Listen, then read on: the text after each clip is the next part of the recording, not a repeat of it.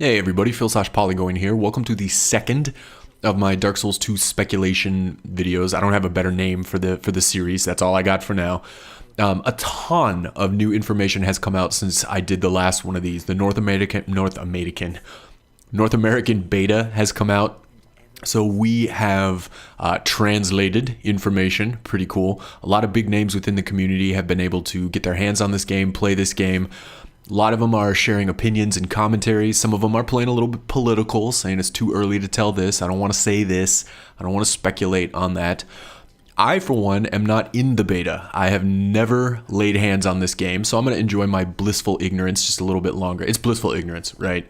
There's no envy. There's no jealousy for the people that got into the beta. And I'm just going to continue my speculation and theory mongering, having never played the game. So on this one, this is actually what we call the head of the episode. And by we, I guess I mean me. But I wanted to throw back a little bit to the last one about stats. And immediately after putting that one out, I got some pretty stellar information from you guys from the community regarding stats, backing up some of the stuff that I had speculated on. So I might revisit some of that and do a little bit of amending, maybe throw out some additional thoughts there.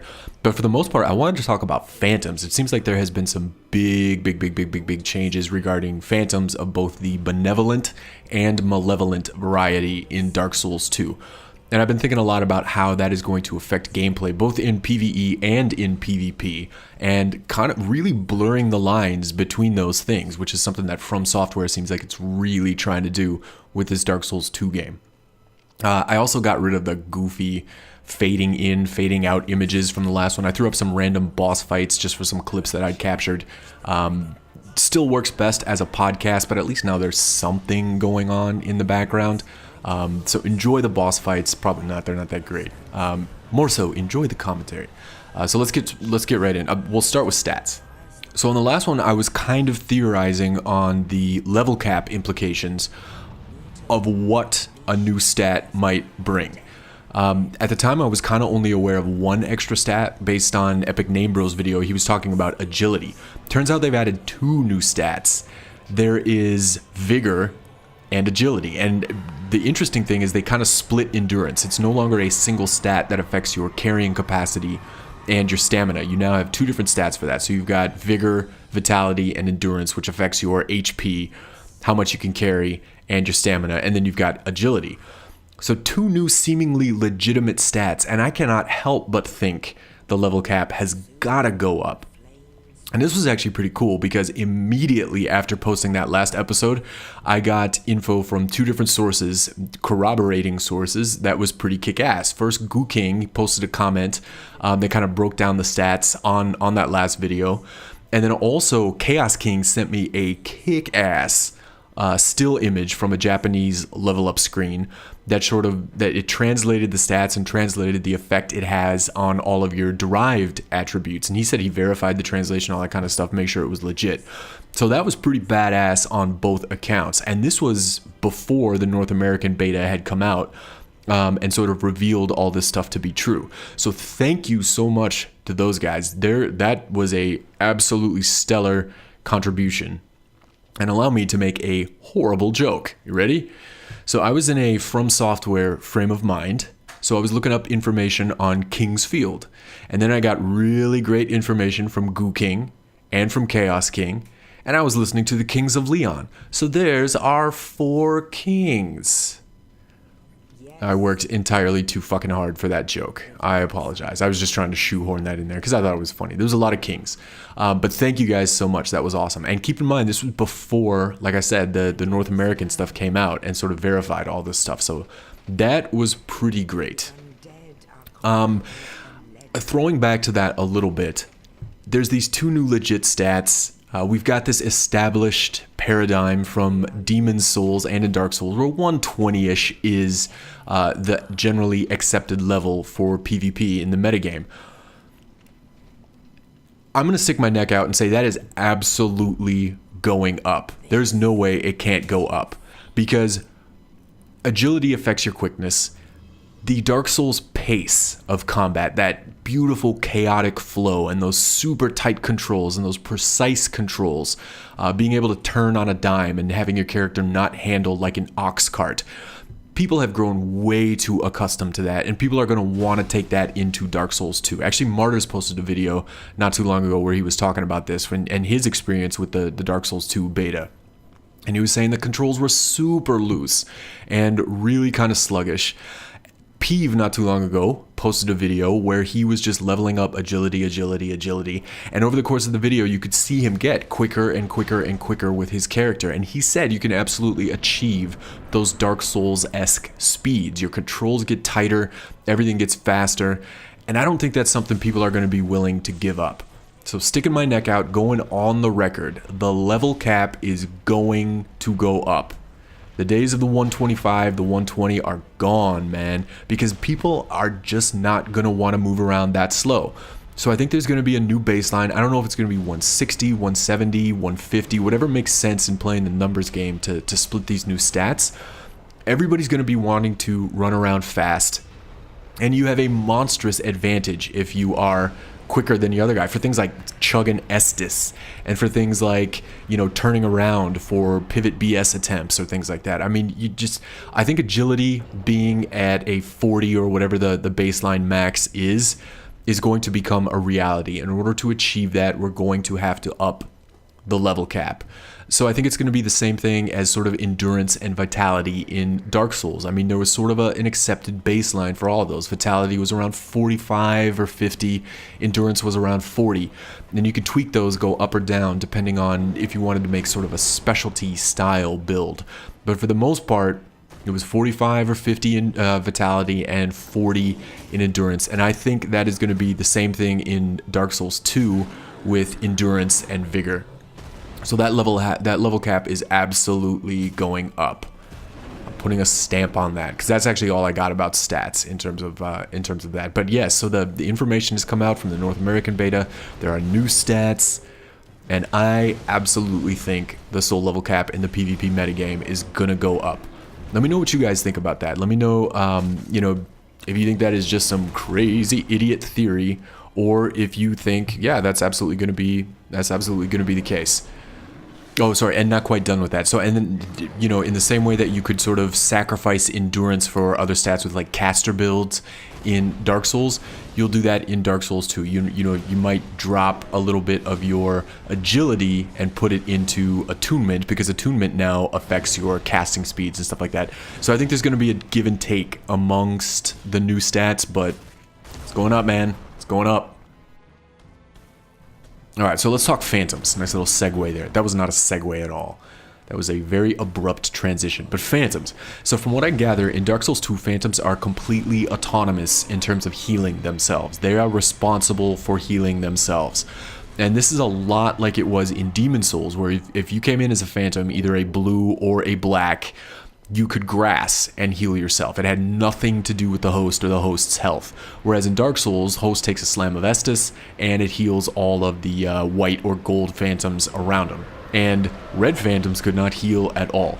I think this has some really interesting kind of effects on the flow of the game and what it might mean for both PvE and PvP. Or sorry. In Dark Souls, red phantoms could heal. You could pop a humanity or a divine blessing or something like that. You just couldn't flask. In Dark Souls 2, everybody can flask, man. Everybody's a drinking buddy. Personally, I really like this change. I think this is pretty cool. I like the thought of everybody working together on the host and beneficial phantom side, working together as single units. I think that is pretty cool. I hated being a host with, you know, co-op phantoms and having to burn one of my Estus flasks when they get low. I hated feeling like a babysitter. That is very selfish and a very egocentric way to look at it, because of course your continued success is in the spirit of jolly cooperation and all that kind of stuff. Everybody needs to stop using jolly cooperation. That is just kind of overplayed. This is a side note tangent. It's a very iconic line from Dark Souls, but I feel it's a little bit like in the early days of The Simpsons when everybody was running around saying, "Don't have a cow, man." Just stop it. Jolly cooperation has run its course. Anyways, I like the fact that they need to take care of themselves, and you as a host have trust in the allies you have chosen to take on this situation, but it's not your responsibility to make sure they see it through. I also think this is potentially cool as an invader, because how many times have we run into those situations where you are beating the crap out of some hapless phantom and the host is 100 paces away chugging Estus, and so this phantom just has this, you know, miraculous healing property, like the fountain of youth. He just will not go out because the host is back there sucking down chug after chug after chug of swill. And it affects the phantoms. I like the fact now that you can sort of pick out, this is very predatory, you can pick out the weak one from the herd.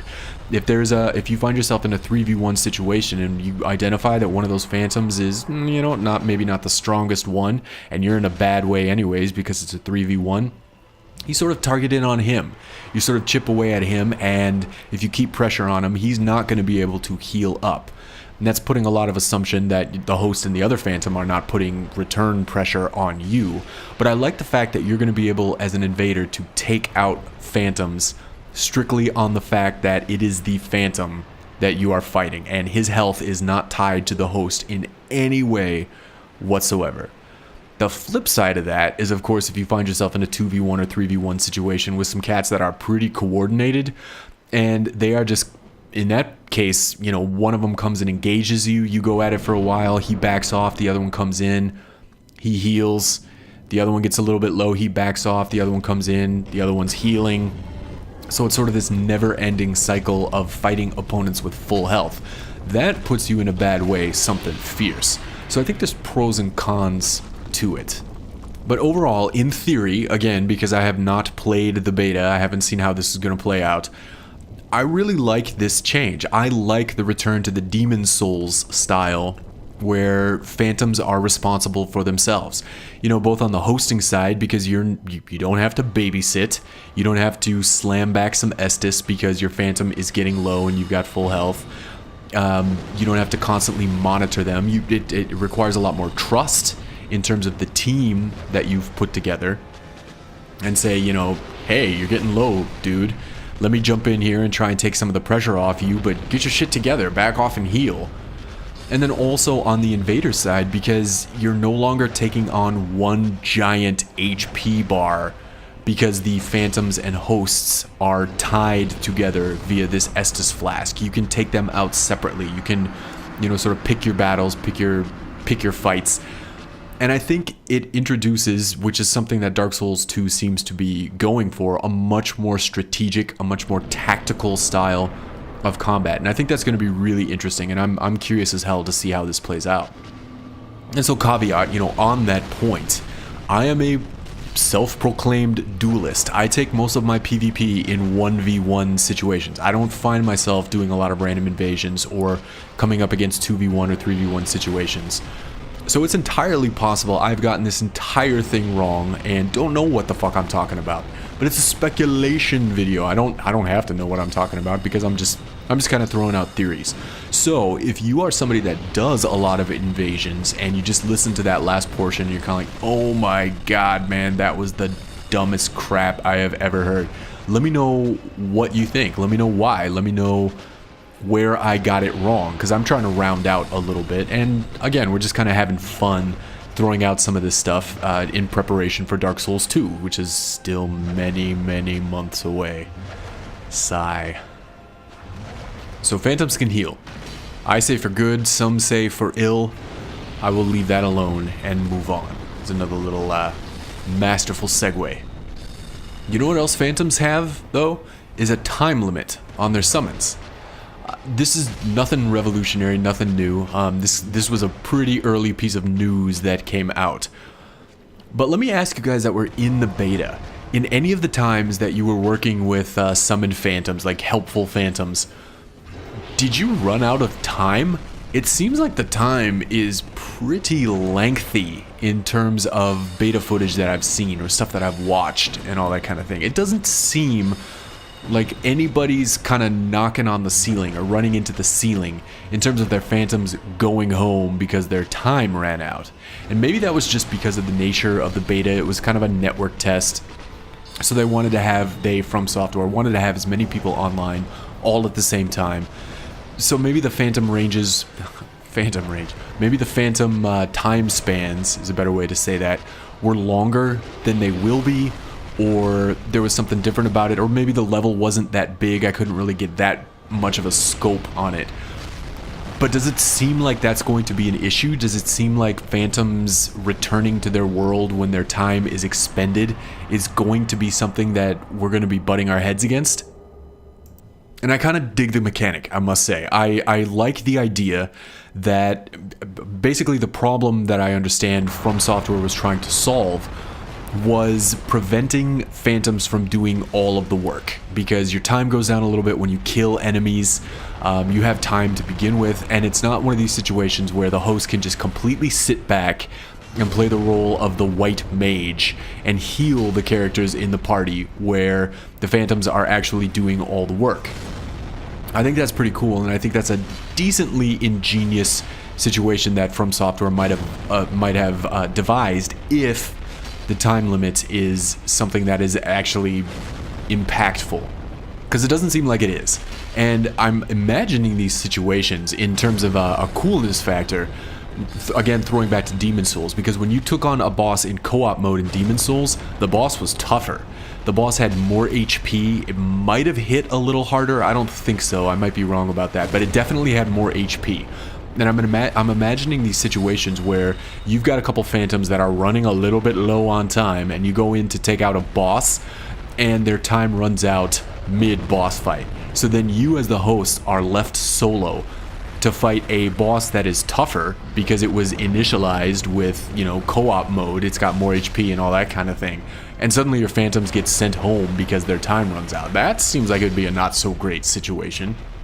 And something that maybe, again, plays into sort of the tactical side of things. If you're about to take on a boss, you're about to walk through that fog gate, and you've got a phantom that's pretty low on time, maybe you break out the black separation crystal and tell that guy to have a nice day, because it's going to be more difficult to lose him, early on in the boss fight than it would be to take him on solo.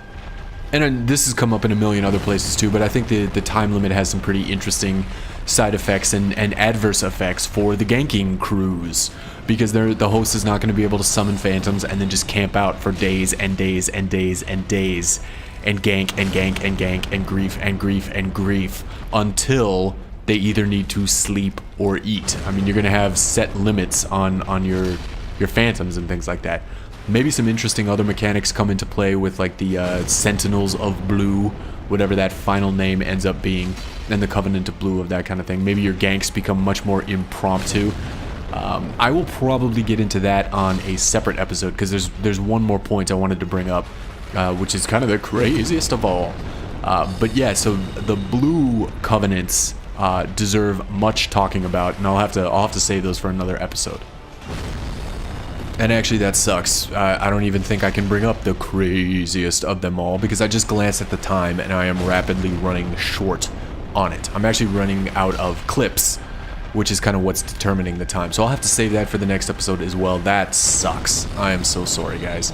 But as a teaser for it, I was going to talk about what the hell is From Software doing to nerf invasions. It seems like they are working so damned hard to make invaders just, any other enemy in the level. No big deal. I can kind of understand why they're doing that because of the changes they made to invasion eligibility, whether you are hollow or human. But my god, man, this actually came up in Martyr's video. He had this same idea. That I think he said they have a vendetta against invaders, and it kind of seems like they do. But alas, that sucks. I'm gonna have to save that for the next one. So in the meantime, I apologize for the tease. I really do. So in the next one, we'll get into that. And in the meantime, thank you so much as always for watching and listening and commenting. Definitely hit me up with any kind of feedback. Comments that you guys have on any of the stuff that I brought up, that I threw out there, other wild theories or whatnot that might show up in other episodes. Definitely help me help me out with these kind of things, because again, I'm not in the beta. I'm just kind of spitballing here, throwing out some wild theories and rampant speculation. So thanks again to the Kings for giving me the information on the stats, Goo King and Chaos King. That was absolutely badass. And thanks to everybody that has left feedback on the first one of these. Thanks to everybody that's checking out the content and the other episodes, the playthrough, the shorts, all that kind of thing. So I'll keep at it. Let me know what you guys think, and I will catch you next time. That was terrible. I fucked up the exit. I'll catch you guys next time. Bye.